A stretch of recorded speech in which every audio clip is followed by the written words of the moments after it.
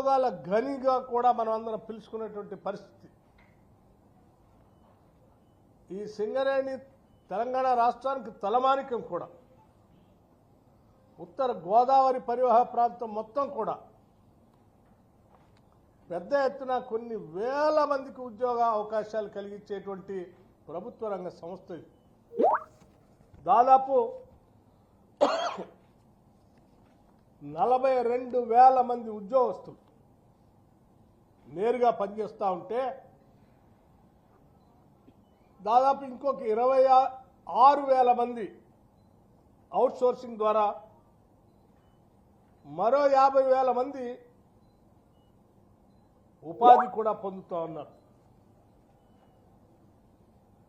ఇన్ని వేల మందికి ఉద్యోగ అవకాశాలు కల్పించేటువంటి సంస్థ, ఇక్కడ పెద్ద ఆదాయాన్ని చేకూర్చేటువంటి సంస్థ,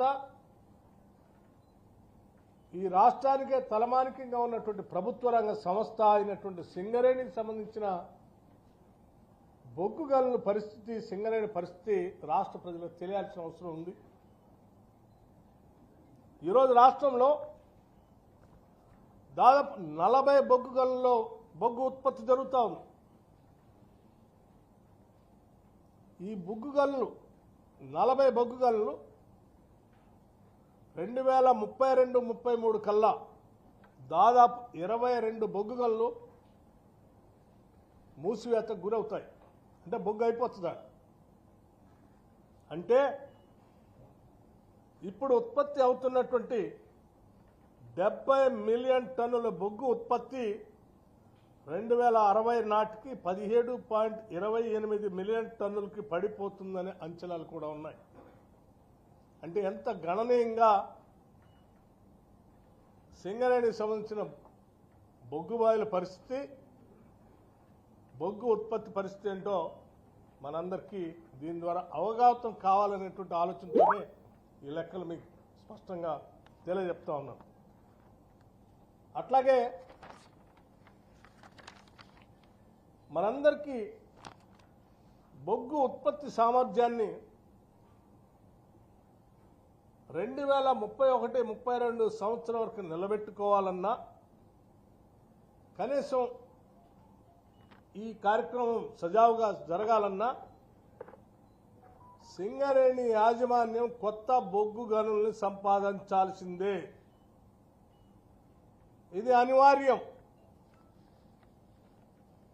కొత్తగా అదనంగా బొగ్గు గనులను సంపాదించుకోకపోతే సింగరేణి అనేది ఒక చరిత్రగా మిగిలిపోయే ప్రమాదం ఉంది. అయితే ఇక్కడ సమస్యల గతంలో గోదావరి పరివాహ ప్రాంతంలో ఉన్నటువంటి కోల్ బ్లాక్స్ అన్నీ కూడా ఇక్కడ ఉన్నటువంటి సింగరేణి కంపెనీ అనేది ప్రభుత్వ రంగ సంస్థ కాబట్టి అది కూడా కేంద్ర రాష్ట్ర ప్రభుత్వాల వాటాతో ఉన్నటువంటి సంస్థ కాబట్టి నేరుగా బొగ్గు గనుల్ని G2 అంటే గవర్నమెంట్ టు గవర్నమెంట్ నేరుగా ఇచ్చేటువంటి ప్రక్రియ అందుబాటులో ఉన్నటువంటి అవకాశాన్ని ఈనాడు దేశాన్ని పాలన చేస్తున్నటువంటి Bharatiya Janata Party Mines and Minerals Development and Regulation Act 1957 కి సవరణ తీసుకొని వచ్చి అది 2015 24 ఫిబ్రవరి నాడు పార్లమెంట్లో ఈ యాక్ట్కి MMDR యాక్ట్ 1957కి సవరణ తీసుకొని వచ్చి దేశంలో ఉన్నటువంటి బొగ్గు గనులన్నింటినీ ఎవరికి ఏ ప్రభుత్వ రంగ సంస్థకు కూడా కేటాయించడానికి వీలు లేకుండా బొగ్గు కోల్ బ్లాక్స్ అన్నింటినీ ఆక్షన్ ద్వారా అంటే వేలంపాట ద్వారా ఇచ్చే విధానాన్ని చట్టం తీసుకొచ్చారు.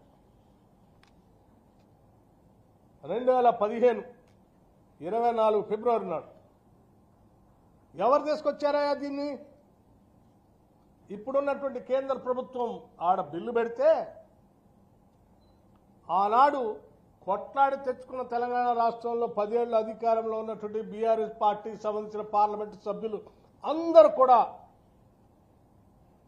2015 నాడు ఈ బిల్లుకి మద్దతిచ్చి ఓటేసి సపోర్ట్ చేసి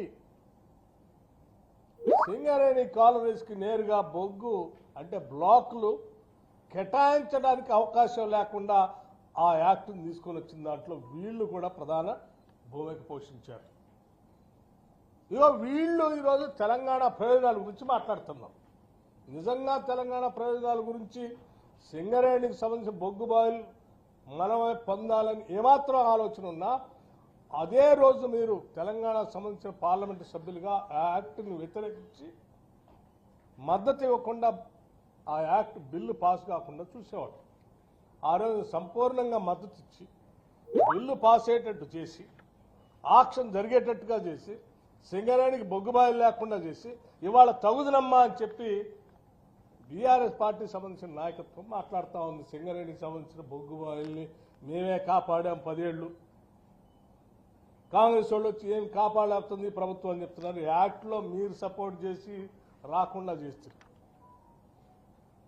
పోని మీరు ఈ 10 ఏళ్ళు ఈ బిల్లు తీసుకొచ్చి ఆ బిల్లు ద్వారానైనా ఇక్కడ ఈ పరిసర ప్రాంతాల్లో ఆక్షన్ జరుగుతున్నప్పుడు ఆక్షన్లో పార్టిసిపేట్ చేసి ఆ బొగ్గు బాయిలు ఏమన్నా మనకి సింగరేణికి వచ్చేటట్టు చేశారా? అది లేదు,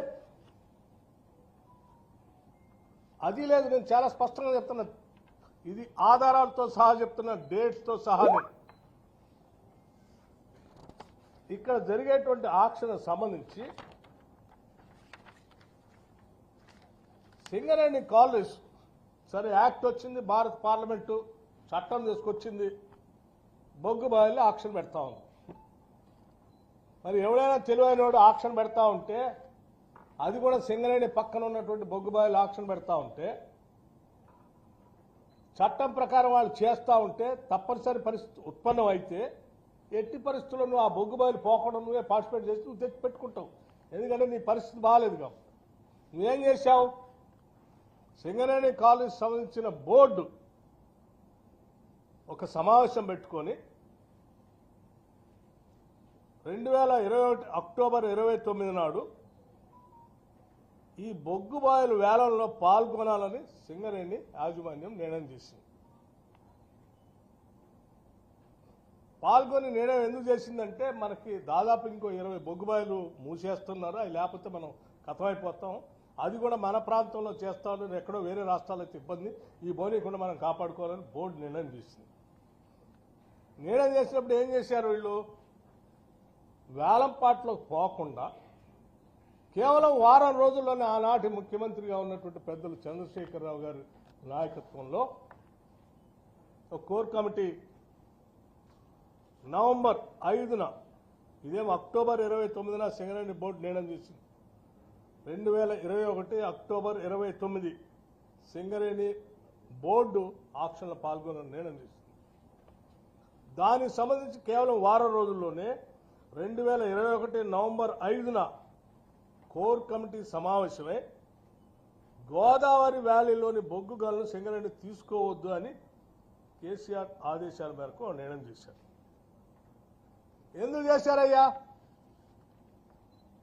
ఎందుకు చేశారు అంటే ఈ పరిసర ప్రాంతాల్లో ఉన్నటువంటి బొగ్గు గనులు సంబంధించి ఉదాహరణ సత్తుపల్లిలో ఉన్నటువంటి సత్తుపల్లి 3,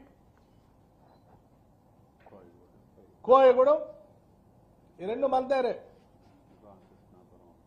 ఈ 2 బొగ్గు బాయిలు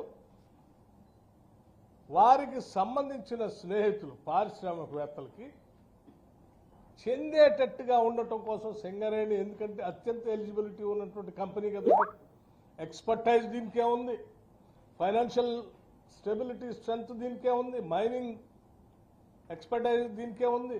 సింగరేణి పార్టిసిపేట్ చేస్తే వాళ్ళకి రాదని సింగరేణి పార్టిసిపేట్ చేయకుండా చేసి వారికి కావాల్సిన ఇరు